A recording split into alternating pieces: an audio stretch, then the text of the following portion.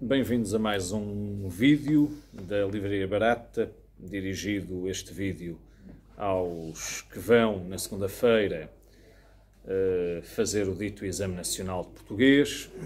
Este ano, ao que parece, com uma estrutura um pouco diferente, mas em todo o caso o texto literário importa saber como analisar o texto literário, não reduzir o exame a uma espécie de exame de condução em que os alunos são convidados a decorar gramática e a debitar o que previamente terão decorado.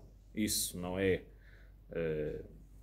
saber língua portuguesa e muito menos é educar para a sensibilidade e para a dimensão estética, como idealmente o programa estipula e as metas ministeriais pretendem. E, portanto, no sentido em que nos importa dar a ler o melhor possível a poesia portuguesa, que faz parte do património dos nossos alunos, e um país sem memória e sem património será talvez uma empresa, mas não será um país. Pois muito bem, vamos então ler Eugênio de Andrade e tentar estabelecer as coordenadas gerais deste enorme poeta da segunda metade do século XX.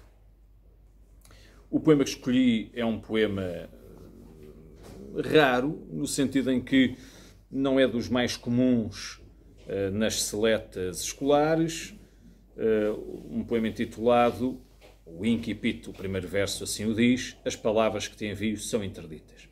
Mas antes de lermos e analisarmos este texto, faço como fiz em relação a Miguel Torga e partilho convosco aquela que me parece ser, em traços largos, uma extraordinária síntese dos temas e da linguagem de Eugênio de Andrade.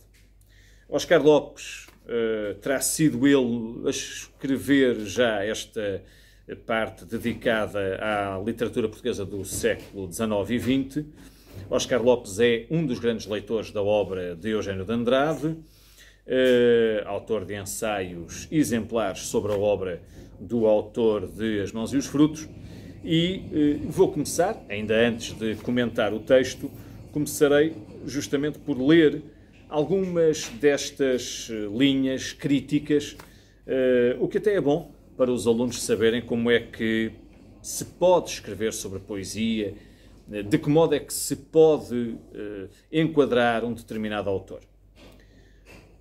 A feição mais importante na poesia de Eugênio de Andrade é o pseudónimo de José Fontinhas, Eugênio de Andrade, 1923-2005. É muito interessante, há destas coisas às vezes um pouco simbólicas. Eugênio de Andrade morre em 2005, notem bem, a 13 de junho, dia em que nasceu Fernando Pessoa.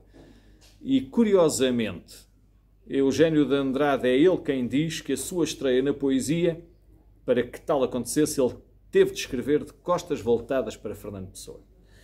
E, de algum modo, é ele, Eugênio de Andrade, quando tem 15, 16 aninhos, ao conhecer António Boto, grande amigo de Fernando Pessoa, é ele, Eugênio de Andrade, talvez, aquele poeta que melhor soube fazer a síntese entre, por exemplo, uma certa vibração pagã que nós encontramos no Alberto Queiro e aquele rigor formal, expressivo, linguístico que encontramos, por exemplo, em Ricardo Reis.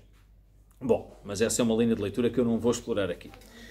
Diz Oscar Lopes, então, a feição mais frequente na poesia de Eugênio de Andrade é, desde o livro de consagração, As Mãos e os Frutos, de 1948, a evidência de um paraíso puramente terrestre. Esta é uma ideia muito interessante de que Eugênio de Andrade é um poeta que busca um paraíso puramente terrestre. De facto, se quisermos ler a poesia de Eugênio de Andrade, não encontraremos, como encontramos no caso de Dom Torga, inquietações religiosas ou sequer a saudade de um paraíso edénico de raízes ou de formulações cristãs. Não. Eugênio de Andrade procura, ou o sujeito eugeniano procura, um paraíso puramente terrestre. emanação do desejo e perceptível à simples transparência dos ritmos frásicos orais, marca fundamental da poesia de Eugênio de Andrade, o ritmo oral, oralizante, de uma frase relativamente simples, ou mesmo simples, das conotações de um léxico severamente escolhido. Outra marca estilística fundamental em Eugênio é justamente essa atenção às palavras que só podem estar no poema em determinado lugar para significarem um determinado efeito e não outro, ou para produzir um determinado efeito e não outro. Desejo perceptível à simples transparência dos ritmos frásicos orais, das conotações de um léxico severamente escolhido e sobre o qual opera um permanente movimento de metáfora. É, aliás, a figura fundamental na poesia de Eugênio de Andrade, é a metáfora. Se, porventura, continuarem a ler poesia ao longo da vossa vida, o que não faz mal, procurem os ensaios de Gastão Cruz, A Vida da Poesia, textos críticos